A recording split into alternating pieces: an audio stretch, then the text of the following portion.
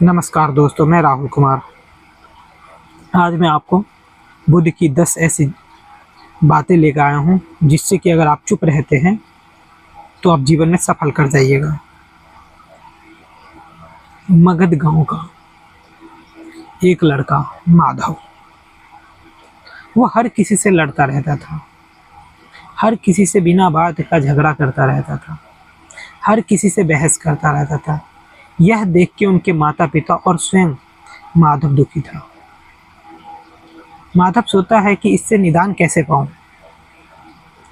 तभी उसे एक मानव बताता है कि पड़ोस के गांव में एक महात्मा आए हैं, आप उससे जाके मिलिए, आपका निदान हो जाएगा।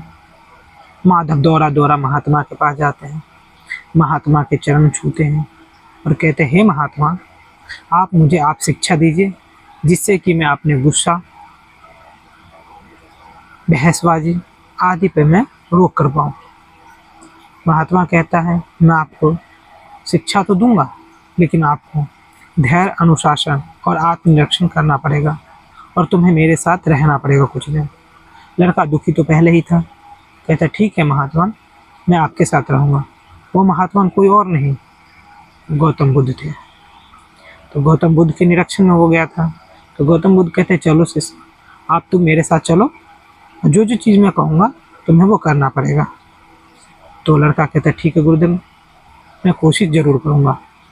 वो चल देते हैं। जब चल रहा होता है रास्ते में ना, अब क्या होता है, रास्ते में ना किसी की कोई आलोचना कर रहा होता है।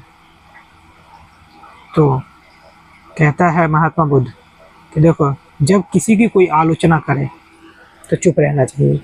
अगर आप पढ़ाई करते हैं और पढ़ाई में अगर आप तेज़ हैं या आप पढ़ने में कमज़ोर हैं, तो अगर कोई आपकी आलोचना करता है, आपकी कमियों को निकालता है, तो आप चुप रहकर सोचिए। अगर वो आपकी आलोचना कर रहा है और कुछ भी अगर आपको कह रहा है, तो आप उसको चुपचाप रहकर सुनिए, क्योंकि जो व्यक्ति आलोचना करता है वो या तो आपके शुभचिंतक होंगे या वो आपके दुश्मन होंगे। यही दो व्यक्ति आपकी आलोचना कर सकता है। जब वो व्यक्ति सुनता है तो उसको लगता है कि ये उसमें कमी है, फिर वो उस पर काम करने लग जाता है।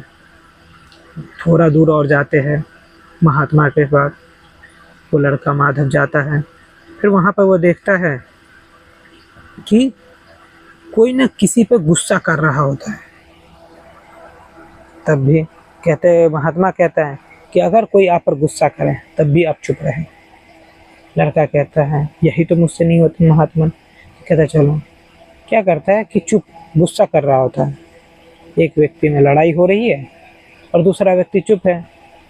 तो इसमें क्या हुआ, दूसरे वाले ने तो कुछ बोला नहीं, पहले वाले ने बहुत कुछ बोला। तो उससे क्या हुआ, पहले वाले ने कुछ नहीं कहा तो लड़ाई तो आगे बढ़ी नहीं। तो चुप रहा, चुपचाप ना सुन लिया। इससे क्या हुआ कि सामने वाले व्यक्ति तो कुछ लिया नहीं और उसको कुछ कहने की ज़रूरत भी नहीं पड़ी, और वो गुस्सा करके आराम से निकल गया। कह रहा है कि अजीब प्राणी है, कुछ बोल ही नहीं रहा। महात्मा कहते देखो, गुस्सा करने के बाद अगर चुप रहते तो कोई कुछ कहेगा ही नहीं। तीसरा, जब तुमसे कोई बहस करे तब भी तुम चुप रहो। एक व्यक्ति, एक मूर्ख है, क्लास में पढ़ा रहे हैं या क्लास में एक छात्र है, वो मूर्ख है, उसको कोई कितना भी समझा ले, उससे कितना भी बहस कर ले, लेकिन उसे नहीं समझना है तो कितना भी आप समझा लीजिए वो नहीं समझ पाएगा। तो गौतम बुद्ध कहते हैं जो मूर्ख होगा उससे आप कितना भी समझाइए वो नहीं समझेगा। उसको आप पैसे दे दीजिए लेकिन उसको समझाइए मत, वहाँ पे भी चुप रहिए, क्योंकि आप स्वयं को अगर अपनी बोली को उस समझाने में लगाइएगा जो समझना ही नहीं चाहते तो क्यों उससे समझाना। चौथा, जब तुम दुखी हो तब भी तुम चुप रहो। बाय चांस आपका रिजल्ट नहीं हुआ, किसी किसान का फसल नष्ट हो गया, किसी किसान का कीटनाशक की वजह से फसल नष्ट हो गया, तो उस वक्त चुप रहना चाहिए। अगर एक छात्र का पेपर में रिजल्ट नहीं आया तो वो चुप रहकर ये सोचे कि उसकी गलती कहाँ है। अगर वो सबको बताएगा तो एक तो वो सबको पीटा ढिढोरा, तो उसका दुख नहीं रहा, बट गया। जब आप उस दुख को सिर्फ अपने मेहनत पर लाओगे तो वो आपको दिखेगा वहाँ पे और फिर आप सफलता पाओगे। इसीलिए जब आपको दुख हो तब भी चुप रहने की बात करते हैं। जब तुम्हें जानबूझकर कोई उकसाए तब भी आप चुप रहो। अगर किसी व्यक्ति को कोई जानबूझकर उकसा रहा है तभी उससे चुप रहना चाहिए। जैसे एक लोहा को ले लो, लोहा को बहुत गर्म किया जाता है, उसको उकसा मतलब गर्म करके क्या करो, उसको उबाल दिया, फिर उससे तुम जैसे आकार देना चाहते हो वैसे दे लो। इसी तरीके से अगर मानव को कोई जानबूझकर उकसा दिया तो वो चाहेगा कि आपसे लड़ना चाहता है, तो वो आपको उकसा दिया, आप उससे लड़ने के लिए तैयार हो गए, तो इससे क्या होगा, उसकी मनस्थिति आपसे जीत गई और वो लड़के आपसे जीत जाएगा। छठा, जब तुम्हें दूसरी की मदद ना मांगे तब भी आप सहायता न करें और चुप रहना चाहिए। अगर कोई आपसे सहायता नहीं मांगता तब बिना बात के आप उससे सहायता करने जाइएगा तो वहाँ पे क्या होगा, आपका अपमान होगा, क्योंकि वो तो लेना ही नहीं चाहता, आप जान रहे देने, तो वहाँ पे चुप रहना बेहतर है। जब आपसे कोई मांगे तब आप दो, तो वो इसकी वैल्यू है। सातवां, जब तुम्हें कोई ज्ञान का घमंड दिखाए तब भी चुप रहना चाहिए, क्योंकि ज्ञान का व्यक्ति अगर वो दिखा रहा है कि मुझे ज्ञान है तो वो ज्ञान नहीं है, क्योंकि अगर ज़्यादा ज्ञान कोई प्राप्त कर रहा है तो उसे चुप रहना चाहिए। जब आपको बोलने का समय दिया जाए तब बोलो, और कहा जाता है जब ज्ञान का तभी आप सही सहमत बता सकते हैं जब सही समय पर उसका प्रयोग किया जाए। बिना बात का बोल ले तो उसका कोई मतलब ही नहीं है, इसीलिए तब भी चुप रहना चाहिए। आठवां, जब कोई सत्य सुनने को तैयार ना हो तब भी चुप रहो। कोई आपका मित्र है, आप उसको सत्य कह रहे हो कि तुझे ये काम नहीं करना चाहिए, लेकिन तब भी वो नहीं सुनना चाहता, उसको वही काम करने में अच्छा लग रहा है, तो आप चुप रहो। जैसे आजकल का ज़माना क्या है, कोई प्रेम में डूब जाता है, उसे कितना भी समझाओ वो नहीं समझता, तो उससे दूर हट जाओ। जब उसे ठेस लगेगा फिर वो समझ जाएगा, फिर आपके पास आएगा, फिर वो समझेगा। ठीक है, तो यही एक चीज़ है। नौवां, जब परिस्थितियों का नियंत्रण ना हो तब चुप रहो।